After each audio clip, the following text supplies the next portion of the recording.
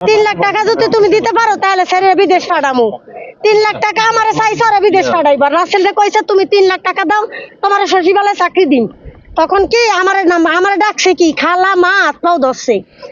ভালো কথা ওরে ছোট বোন কইছে মিমেরও বোন কইছে কই ওরে ফাটাবো বিদেশ ওরে দিব চাকরি আর আমাকে রাসেল রে সচিবালয়ে চাকরি দিব। 3 লাখ টাকা চাইছে আমার কইছে 3 লাখ টাকা দাও।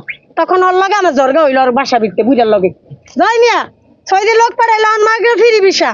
আপনি কি বলেন আমার কি কেউ নাই বিদেশ? আমার লোক আছে বিদেশ, আমার একটা ভাগ্নি বিদেশ থাকে। হ্যাঁ আপনি যে বলেন আমার 3 লাখ টাকা দিতে মাইয়া গো সৌদি পাঠাইলে টাকা লাগে না আমরা কি কোন আমি 3 লাখ টাকা করতে দিব এত টাকা আমার নাই। এই কথা আমি বলছি বুড়িয়ারে। বুড়িয়া হেয়ার 1 সপ্তাহ পর ঘুরিয়ে আবার আমার ডাকিয়া কি কয় জানেন? শোনেন খালা একটা কথা বিদেশ পাঠাইবেন কি করতে? বিদেশ যে স্বপ্ন পূরণ করবে এটা আমি করবো। আমি কি তাহলে বাবা? বুড়া তখন আমার বলে কি একটা ছেলে আছে ওই ছেলের কাছে যদি ওরে বিয়ে দেন তাহলে শুক্রবারে আইবো। তখন ওরা আবার দেখতে আমি কইলাম এই কোন ছেলে বলে শুক্রবার আইবো বিদেশ যাইতে না কয় তাই কি কর? কয় না না আমি পাসপোর্ট করে আলাইছি টাকা পয়সা দৌড়ে খরচা করছি বিদেশে যাবো আমি কাউটার আশা করি না। এই সেরি আমার এইটা বলছে। বলার পরে অনা বিদেশে যাইবো গা। তখন আবার 15 দিন পর আমার ঘুরিয়া হয় আমার কয় আসেন তো খালাম্মা আমার ঘরে। আমি কই না আমি এখন ঘরে যাবো না আপনার লাগে একটু কথা আছে। আমি কি কয় আপনার মেয়েটা জানেন আমার কুমিল্লা 5 তলা বাড়ি এটার কাজ কাম চলতেছে কেরানীগঞ্জ জায়গাও কিনছি আমি। এইসব যদি ও আমার লাগে বিয়ে বসে তাহলে আমি রাজি। ওদিন থেকে আমার কলজাটা এত বড় কলজাটা আমার এত ডুবে গেছে ভয়ে। যখন ও আমার বিয়ার প্রস্তাব দিছে তখন আমি না কইছি, তখন ও না কইছে ও বিদেশে যাইবো। তখন আমি বাসায় না তেজের ঠেলায় আমি গেছি গা কই যাত্রাবাড়ি আমার এক বোন আছে। বোন না আর কি এক জায়গায় ভাড়া থাকতাম। বইনার বাসায় ওরে শুইয়া তেজে আয়া পড়ছি যে কি লেগা বুড়িয়া তোরে বিয়ার কথা কইলো। সেদিনকে শরীরে সন্ধ্যা না কয়টার দিকে আমি জানি না আমি তো আসছিলাম না বাসায় বলে ডাক্তার নিছে নিয়ে ওর সাথে খারাপ আচরণ করছে এরকম কিছু করছে মানে ওইটা আমার এটা বাসা নাই বলার আপনি আমি বলতে পারব না।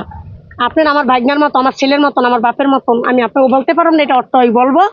এরকম আচরণ করছে খারাপ পরে ও আমারে কয় না আমি বলি কিরে তোর এই অবস্থা কা মুখ টুক কালা এসো খারাপ দেয়া যাও না আমারে কয় না ভয়ে।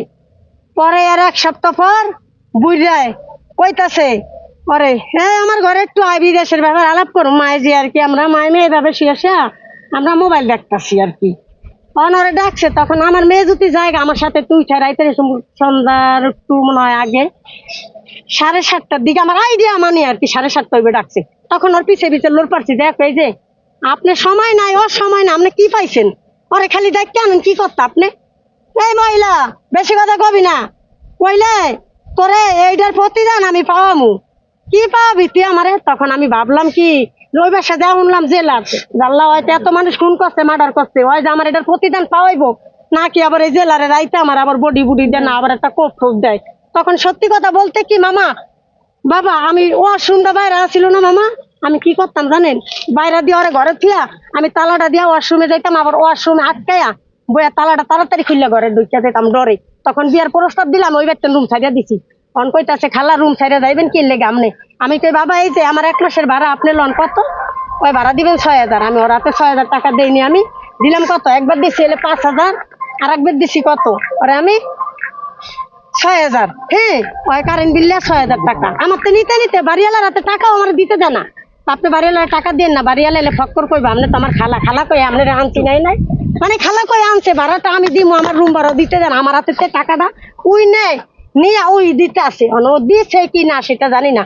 হ্যাঁ কয়দিন পরে শুনতেছি কি মানে ওর রুম ভাড়া বাইরে গেছে।